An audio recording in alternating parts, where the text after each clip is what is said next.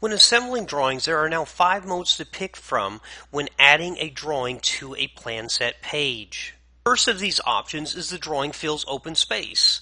In this case, simply drag and drop the drawing, the section A, to the available space on the drawing, and SoftPlan will automatically scale it to fit within the space that is available.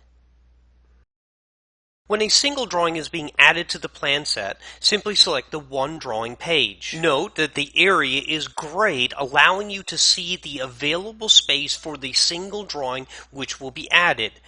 SoftPlan will once again scale the single drawing to the largest possible scale within the plan set page.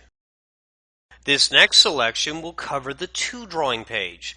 With it selected from the ribbon bar, simply drag and drop the first drawing onto the sheet. Notice that SoftPlan divides the plan set page into 2 halves. Once again, drag and drop the second elevation onto the sheet, and as it's located onto the drawing page, that area or that half of the sheet will highlight in gray.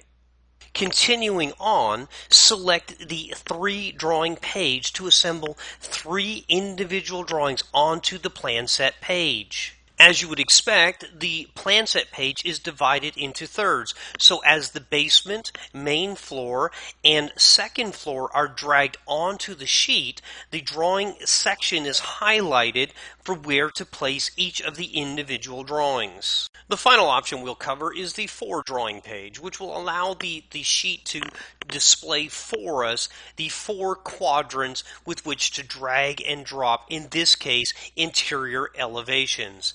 As can be seen, as each elevation is dragged into the plan set, a quadrant is highlighted in gray, showing where the drawing will be added to the plan set page. This powerful set of template commands allows for a quick visualization of adding drawings to a plan set within SoftPlan. With the drawings now added, we can now use the Align to Edge tool to simply align the drawings within their quadrants relative to one another. It's just that simple.